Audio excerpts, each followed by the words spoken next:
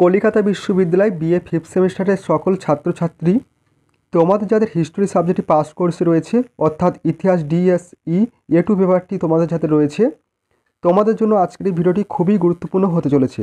কারণ আজকের এই ভিডিওটিতে তোমাদের জন্য বাছাই করা খুবই গুরুত্বপূর্ণ একটি বড় 5 নম্বরের কোশ্চেনের অ্যান্সার নিয়ে আলোচনা করব। কোশ্চেনটি ছিল ফরাসি বিপ্লবের সামাজিক কারণ কী ছিল। মোস্ট ইম্পর্ট্যান্ট একটি 5 নম্বরের কোশ্চেনের অ্যান্সারে যাওয়ার আগে যে বিষয়টি তোমাদের বলার ছিল, তোমাদের এই সাবজেক্টের ওপর থেকে, তোমাদের হিস্ট্রি ডিএসই A2 পেপারের ওপর থেকে সমস্ত 5 নম্বরের সাজেশনের অ্যান্সার আমি পূর্বে ভিডিওগুলিতে আলোচনা করেছি। তোমরা যারা এখনও পর্যন্ত সেই ভিডিওগুলি দেখোনি, অবশ্যই তোমরা চ্যানেলে গিয়ে সেই ভিডিওগুলি অবশ্যই দেখে নিতে পারো, অবশ্যই তোমরা উপকৃত হবে। দেখো, তোমরা কোশ্চেনের অ্যান্সারগুলি দেখে নাও। কোশ্চেনের অ্যান্সারের প্রথম পয়েন্ট তোমরা লিখবে ফরাসি বিপ্লবের সামাজিক কারণ। অষ্টাদশ শতকের ফ্রান্সে প্রচলিত চিরাচরিত অর্থ সামাজিক পরিকাঠামোর অসঙ্গতি ও ত্রুটির মধ্যেই ফরাসি বিপ্লবের মূল কারণ নিহিত ছিল। ফরাসি বিপ্লবের প্রাক্কালে ইউরোপের অন্যান্য দেশের মতো ফ্রান্সের সমাজও ছিল মধ্যযুগীয় ও সামন্ততান্ত্রিক। অসাম্যই ছিল এ যুগের ফরাসি সমাজের বৈশিষ্ট্য। ফ্রান্সের জনসাধারণ তখন 3টি সম্প্রদায় বা অ্যাটেস্ট বিভক্ত ছিল। যাজকরা প্রথম সম্প্রদায়, অভিজাতরা দ্বিতীয় সম্প্রদায় এবং মধ্যবিত্ত অধ্যাপক, বৈজ্ঞানিক, চিকিৎসক, ব্যবসায়ী, শ্রমিক, কৃষক সহ দেশের সব সাধারণ মানুষ তৃতীয় সম্প্রদায়ের ভুক্ত ছিল। প্রত্যেক সম্প্রদায় বা অ্যাটেস্টের মধ্যে আবার উঁচু নিচু ধনী দরিদ্র ভেদাভেদ ছিল। প্রথম 2 সম্প্রদায় ছিল বিশেষ অধিকারপ্রাপ্ত সুবিধাভোগীর শ্রেণী, আর তৃতীয় সম্প্রদায় ছিল অধিকারহীন ও সুবিধা বঞ্চিত শ্রেণী। তাই বলা হয় যে স্বৈরতন্ত্রের বিরুদ্ধে বিদ্রোহ অপেক্ষা সামাজিক অসাম্যের বিরুদ্ধে বিদ্রোহই ছিল 1789 খ্রিস্টাব্দের বিদ্রোহের মূল কথা। প্রথম শ্রেণীর সম্প্রদায়দের মধ্যে পড়েছে যাজক শ্রেণী। যাজকরা ছিল প্রথম সম্প্রদায়ভুক্ত, আর 1789 খ্রিস্টাব্দে তাদের মোট সংখ্যা ছিল 1,20,000। তারা ছিল সমাজ ও রাষ্ট্রের প্রবল প্রতাপশালী এবং আইনের ঊর্ধ্বে। তারা বিশেষ রাজনৈতিক ও বিচার বিভাগীয় অধিকার ভোগ করত। শিক্ষা ছিল সম্পূর্ণ তাদের নিয়ন্ত্রণাধীন। ফ্রান্সের কৃষি জমির 10 ভাগের 1 ভাগ ছিল গির্জার অধীনে। এজন্য তারা কোনো কর দিত না। কন্ট্রাক্ট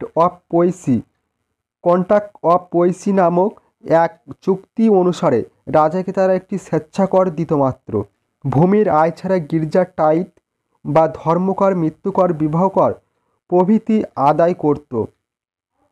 বিপুল সম্প্রদায়ের অধিকারী এইসব যাজকরা বিলাস ব্যসন, আমোদ প্রমোদ, ব্যভিচার, দুর্নীতি ও অনাচারের পক্ষে নিমজ্জিত ছিল। তাদের দুর্নীতি ও ধর্মীয় অনাচার দেখে সোরস লুই একবার ক্ষোভ প্রকাশ করে বলেন যে অনন্তত একজন আর্চবিশপ চাই যিনি ঈশ্বরের বিশ্বাস করেন। নেক্সট পয়েন্ট রয়েছে দ্বিতীয় শ্রেণী, অভিজাত শ্রেণী। ফরাসি সমাজে অভিজাতরা ছিলেন দ্বিতীয় শ্রেণীভুক্ত। 1789 খ্রিস্টাব্দে তাদের সংখ্যা ছিল 3,50,000। দেশের সমগ্র জনসংখ্যার মোট 1.5 ভাগ মাত্র। ফ্রান্সের কৃষিজমির 5 ভাগের 1 ভাগ ছিল তাদের অধিকারে।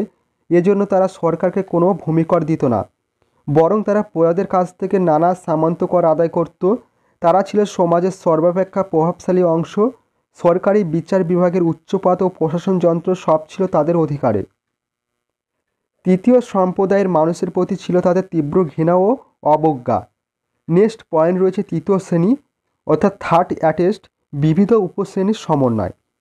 জনসংখ্যার শতকরা 97 ভাগেরও বেশি লোক, অর্থাৎ যাজক ও অভিজাত শ্রেণী বাদে সমগ্র দেশবাসীকে নিয়ে গঠিত ছিল তৃতীয় সম্প্রদায়। 1789 খ্রিস্টাব্দে আবে সিয়েস একটি পুস্তিকা প্রকাশ করেন। তার নাম তৃতীয় সম্প্রদায় কি?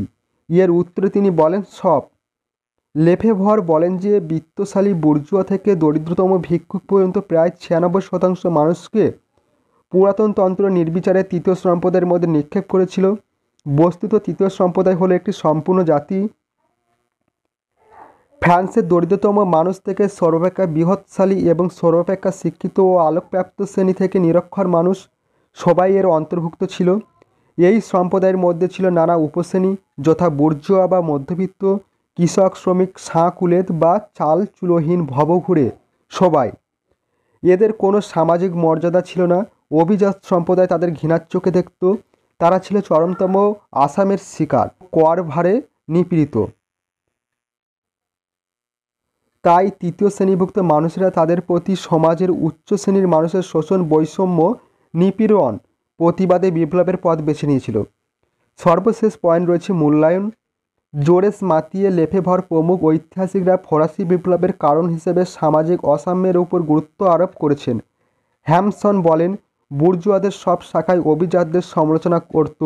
গুডউইনের মতে, অভিজাতদের প্রতিক্রিয়াশীল আকাঙ্ক্ষার মধ্যেই ফরাসি বিপ্লবের প্রকৃত কারণ খুঁজতে হবে।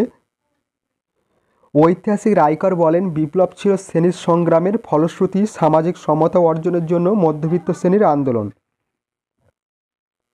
ভিডিওটি আজ এই পর্যন্ত। ভিডিওটি ভালো লেগে থাকলে অবশ্যই ভিডিওটিতে একটি লাইক প্রদান করো এবং অবশ্যই এই ভিডিওটি তোমাদের বন্ধুর কাছে বেশি বেশি করে শেয়ার করে দিও।